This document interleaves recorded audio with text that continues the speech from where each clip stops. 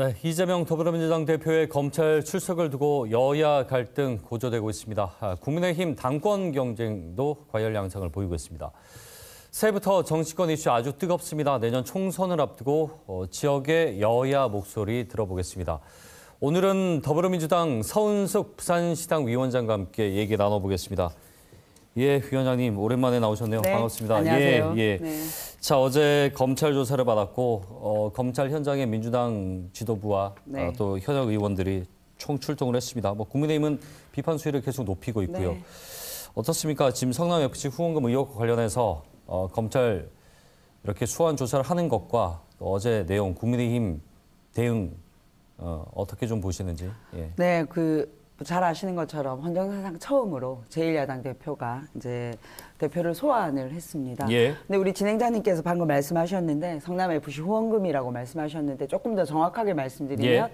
성남FC 광고비라고 얘기해야 될 것 같습니다. 근데 이 사건은 이미 지난 작년에 경찰 조사에서 무혐의 처리됐음에도 불구하고 예. 무리하게 다시 검찰이 이 사건을 수면 위로 올려서 야당 대표를 소환을 했습니다. 지방자치단체장이 지역연고 기업에 예. 시민구단을 운영하기 위해서 시민혈세를 투입하는 대신에 후원이나 광고비를 받는 것은 네. 어떻게 보면 굉장히 필요한 일이고 저는 정당한 일이라고 생각을 합니다. 성남FC가 받은 이제 운영비가 한 60억 정도 되는데요. 예. 그 당시에 성남시의 전체 예산이 2조 2천억이었습니다. 네네. 그중에 50억 정도는 네. 얼마든지 운영비로 쓸 수 있음에도 불구하고 예. 공무원들이 무리하게 법적인 불법 행위까지 하면서 이 광고비를 모집했을까? 저는 예. 아니라고 생각을 하고요. 오히려 세금을 아끼기 위해서 적극 행정을 네. 했던 거라고 생각하고 이게 죄가 된다면 전국의 자치단체장들은 비껴갈 수 없을 거라고 생각합니다. 이 네. 국민의힘에서는 이게 법리적으로 보더라도 제가 아까 그 후원금 의혹이라고 표현한 것은 지금 언론에서 검찰이 혐의를 제3자 뇌물로 보고 있기 때문에 그걸 빌려서 말씀을 드리는 거고요. 그런데 한 가지는 이상민 의원이라든지 당내에서조차도 이제 이재명 대표의 사법 리스크에 대한 부담감, 그러니까 이 대표의 자중을 요구하는 목소리도 분명히 있습니다. 이것이 계속될 경우에 사법 리스크가 결국은 현실화되는 것이 아니냐 우려도 있거든요. 여기에 대해서는 어떻게 좀 저희는 보십니까? 이제 당대표에 대한 사법 리스크보다는 검찰 리스크가 더 크다고 생각을 하고요.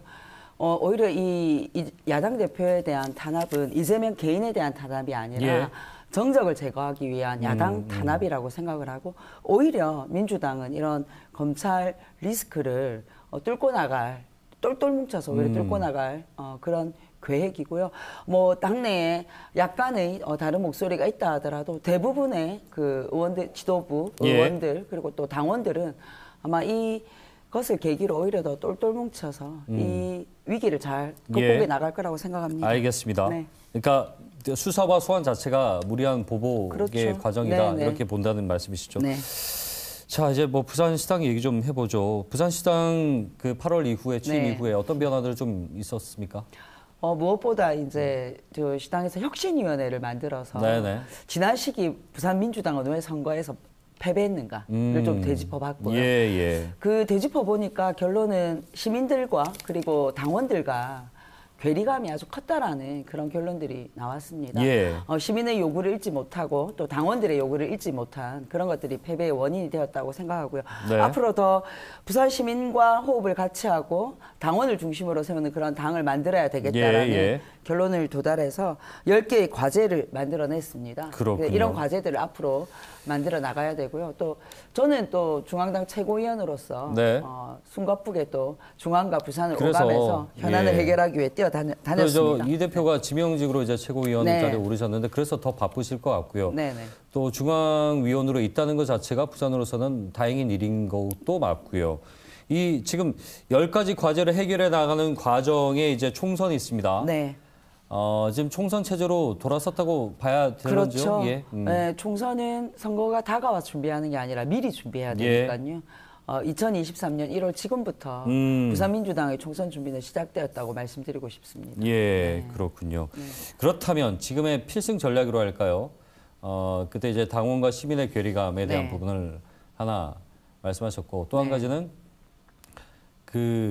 윤석열 대통령의 지지율과 네. 또 이제 국민의힘 민주당 지지율 그동안 민주당이 그 반사 이익을 누리지 못했다는 것도 있습니다. 대통령 지지율이 낮을 때요. 예, 여기에 대해서 함께 좀 말씀해 주시죠. 네, 시민들에게 가까이 다가가기 위해서 일단은 좀 당사를 옮길 예정입니다. 예, 네, 예. 지금 연산동에 당사가 있는데 민주당 당사가 연산동에 있다는 걸 모르는 시민들이 더 많으신 것 같아요. 네. 조금 더 시민들 가까이 서면권으로 이제 이전을 할 계획이고요. 시민들에게 더 부산 민주당을 알릴 수 있는 그런 모습들을 좀 보일 계획입니다. 그리고 예. 저희가 이제 날이 조금 따뜻해지면 봄부터 시민들을 만나서 부산 시민 10만 인터뷰를 진행할 예정입니다. 네. 부산 시민들께 묻고 싶습니다. 부산의 변화와 발전을 위해서 시민들이 생각하는 것은 무엇인지 네. 시민들의 생각을 묻고 그것을 저희가 취합해서 이후에 총선 공약으로도 좀 네. 만들어낼 생각이고요. 그렇군요. 이런 구체적인 작업들을 통해서 시민들을 만나 나가는 일들이 제일 먼저 필요하다고 당 생각해요. 차원의 어제 공약 개발도 필요하고 뭐 지금 공천 이야기를 꺼낼 건 아니지만 그렇죠. 아마 그 내부적으로도 어떤 지침이나 방침은 세웠을 것 같거든요. 네, 맞습니다. 뭐 선거는 결국은 사람이 치르는 것이고요. 또 시민들이 보셨을 때 민주당의 후보로 네. 괜찮은 후보 진영을 짜는 것이 우리의 목표이기도 합니다. 그래서 지금 준비하고 계시는 분들 그리고 또 새롭게 부산의 시민들에게 신뢰를 받을 수 있는 분들 이런 분들로 진영을 짜기 위한 준비들과 고민들을 해나가고 있다는 말씀드리겠습니다. 이재명 대표가 새 첫날 이제 부산에 왔었잖아요. 네. 상당히 검찰 조사 소환 앞두고 있던 중요한 시점이었고, 그리고 부산을 찾았다는 것에 의미가 있는 듯합니다. 그렇습니다. 어떤 네. 회의에서 어떤 내용들이 나왔고 어떤 의미로 좀 받아들이면 될까요? 뭐 아무래도 부산에 대한 관심과 애정이 각별하다는 것을 먼저 표현하신 네, 거라고 네. 보고요.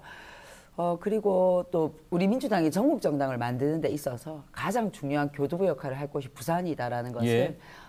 말씀하셨습니다. 그리고 무엇보다 이 부산을 중심으로 한 이 국토의 균형 발전, 지방 분권 이런 것들을 통해서 민주당이 야당이지만 이런 부산의 발전을 함께 만들어 나가겠다는 말씀을 해주셨고요. 예. 또 총선 준비를 잘해야 된다는 역시나 네, 그런 거기에 얘기도 대한 무언의 함께 압박도 하셨죠. 있지 않았을까 하는 그럼요. 생각도 드네요. 맞습니다. 자, 마지막으로 지금 목표 의석수를 여쭤보는 것은 뭐 빠르긴 합니다만 제가 이렇게 여쭤보는 이유는 지금 이제 세석이고 이전 총선 때 그 여섯 석까지. 6석이었잖아요. 네네. 그러니까 한 석은 나중에 이제 내놓긴 네. 했지만 지금은 이제 어느 정도까지 목표를 좀 잡고 계신지가 궁금합니다. 왜냐하면 지금 민주당 180석에 대한 부분이 이어질지에 대한 것이 또 관건이라 어떻게 뭐 이렇게 전체적인 전략을 얘기하자면 과반 의석은 차지해야 된다고 말씀드리겠지만 네.